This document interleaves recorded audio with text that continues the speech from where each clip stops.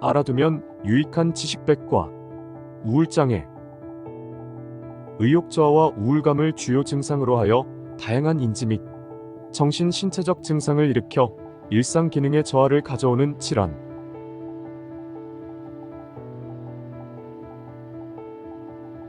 우울장애. 진료과, 정신건강의학과. 관련 신체기관, 뇌.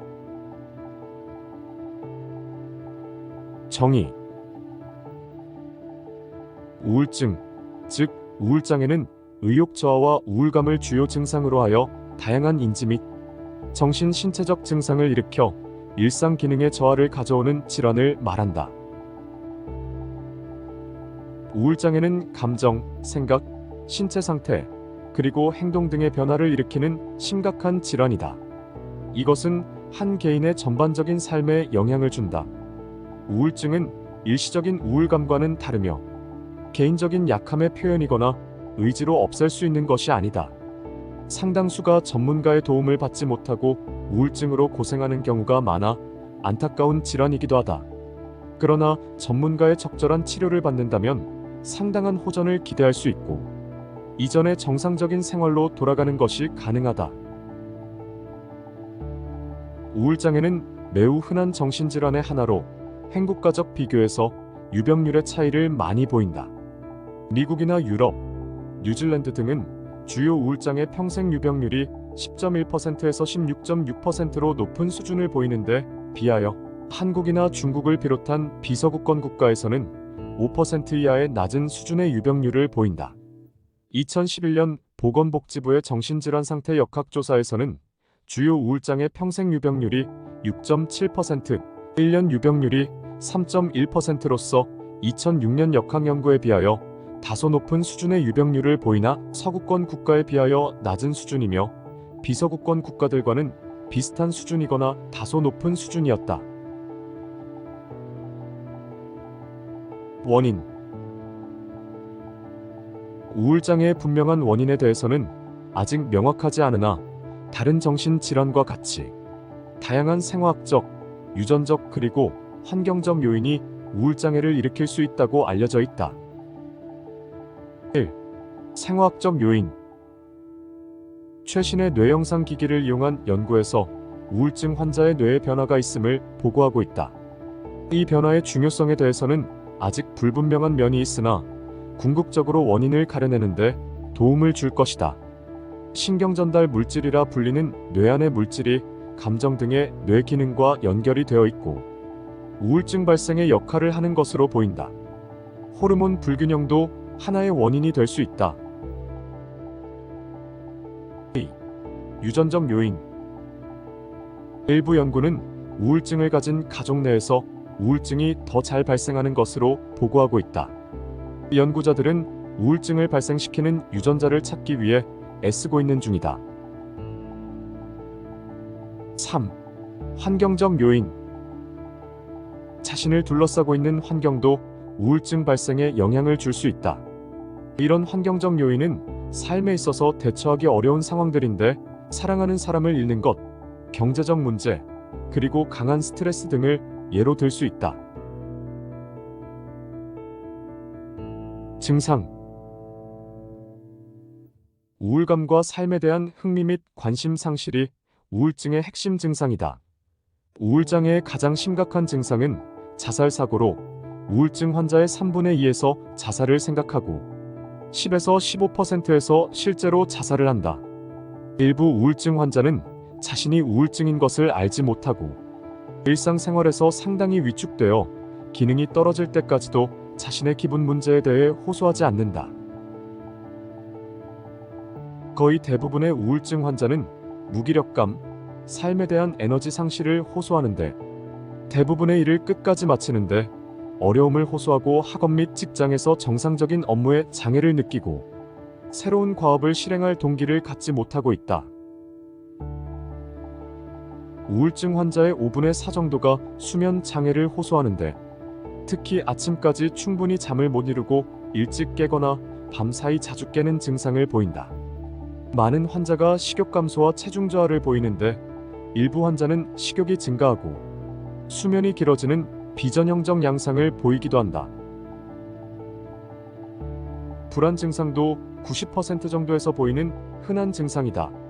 성욕 저하 등의 성적 문제를 보이기도 한다. 절반 정도의 환자가 하루 동안 증상의 정도 변화를 보이는데 일반적으로 아침에 증상이 심했다가 오후에 좋아지는 경향을 보인다. 집중력 저하와 같은 인지기능 저하 증상도 상당수에서 나타날 수 있다. 일부 우울증 환자는 신체 증상을 주로 호소하는 경우가 있는데 이런 경우 내과적 검사를 반복적으로 시행하지만 명확한 원인은 나오지 않은 경우가 많고 우울증 진단과 치료가 늦어져 고생하는 경우가 많다. 그러므로 원인이 명확하지 않은 신체 증상이 지속될 때는 우울증을 의심해야 한다. 진단, 검사.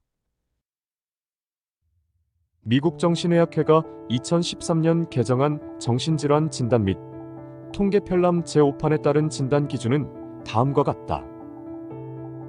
A. 다음의 증상 가운데 5가지 또는 그 이상 2주 연속으로 지속되며 이전의 기능 상태와 비교할 때 변화를 보이는 경우 증상 가운데 적어도 하나는 1. 우울 기분이거나 2. 흥미나 즐거움의 상실이어야 한다. 주의점. 명백한 다른 의학적 상태로 인한 증상은 포함되지 않아야 한다. 하루 중 대부분 그리고 거의 매일 지속되는 우울 기분에 대해 주관적으로 보고 예, 슬픔, 공허함 또는 절망감하거나 객관적으로 관찰됨, 예, 눈물 흘림. 주의점. 아동, 청소년의 경우는 과민한 기분으로 나타나기도 함. 거의 매일 하루 중 대부분 거의 또는 모든 일상 활동에 대해 흥미나 즐거움이 뚜렷하게 저하됨. 체중 조절을 하고 있지 않은 상태에서 의미 있는 체중의 감소.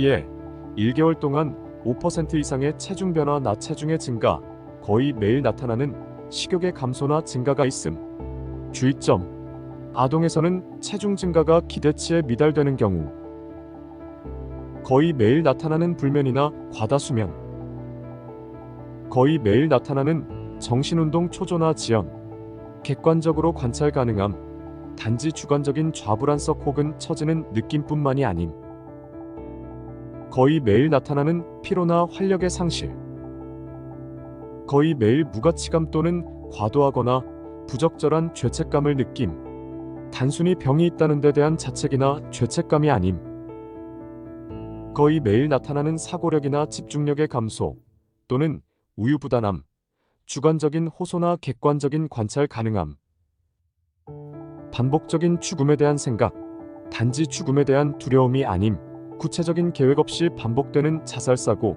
또는 자살 시도나 자살 수행에 대한 구체적인 계획. B. 증상이 사회적, 직업적 또는 다른 중요한 기능 영역에서 임상적으로 현저한 고통이나 손상을 초래한다. C. 사파가 물질의 생리적 효과나 다른 의학적 상태로 인한 것이 아니다. 주의점. 진단 기준 A부터 C까지는 주요 우울 사파를 구성하고 있다. 주의점. 중요한 상실, 예, 사별, 재정적 파탄, 자연재해로 인한 상실, 심각한 질병이나 장애에 대한 반응으로 진단 기준 A에 기술된 극도의 슬픔, 상실에 대한 반축, 불면, 식욕 저하, 그리고 체중의 감소가 나타날 수 있고 이는 우울 사파와 유사하다. 비록 그러한 증상이 이해될 만하고 상실에 대해 적절하다고 판단된다 할지라도 정상적인 상실 반응 동안에 주요 우울 사파가 존재한다면 이는 주의 깊게 다루어져야 한다. 이러한 결정을 하기 위해서는 개인의 과거력과 상실의 고통을 표현하는 각 문화적 특징을 근거로 한 임상적인 판단이 필요하다. D. 주요 우울 사파가 조현정동장애, 조현병, 조영향상장애, 망상장애, 달리 명시된 또는 명시되지 않은 조현병 스펙트럼 및 기타 정신병적 장애로 더 잘 설명되지 않는다. A. 조증 사파 혹은 경조증 사파가 존재한 적이 없다. 주의점. 조증 유사 혹은 경조증 유사 사파가 물질로 인한 것이나 다른 의학적 상태의 직접적인 생리적 효과로 인한 경우라면 이 제외 기준을 적용하지 않는다. 치료. 우울장애의 치료로는 약물 치료와 더불어 정신치료적 접근을 함께하는 것이 가장 효과적인 치료 방법이다. 이 외에도 전기경련요법과 광선치료 등이 활용되고 있고, 최근에는 RTMS 치료가 효과가 있음이 연구에서 보고되고 있다. 약물 치료에 있어서는 항우울제 개발에 뚜렷한 진전이 있어 과거에 주로 사용하던 약물에 비해 부작용은 적으며 충분한 효과를 보이는 약물들이 개발되었으며 지속적인 개선과 진보가 이루어지고 있다. 주로 작용하는 신경전달 물질 체계에 따라 SSRI, NDRI, SNRI 등 다양한 계열의 약물들이 개발되어 있고 임상 현장에서 역할을 해내고 있다. 항우울제는 일반적으로 효능이 수일에서 수주에 걸쳐 나타나므로 최소 4에서 6주 정도는 복용을 해보아야 약물의 효과를 확인할 수 있다. 경우에 따라서는 약물 용량을 늘리거나 약물 교체 등으로 인하여 호전 시까지의 기간이 더 길어질 수 있다. 정신과 전문의와의 치료적 신뢰관계 하에서 중도에 포기하지 않고 치료에 임하는 것이 중요하다. 증상이 좋아진 후 약물 유지요법이 재발 방지를 위해 중요하다. 최소 6개월 이상의 유지요법이 권장된다. 예방방법. 입증된 예방법은 없으나 스트레스 조절, 위기의 시간의 교우관계, 사회적 지지 등이 도움이 될 수 있다. 가장 중요한 것은 악화되기 전 초기 증상 때 치료를 받는 것이다.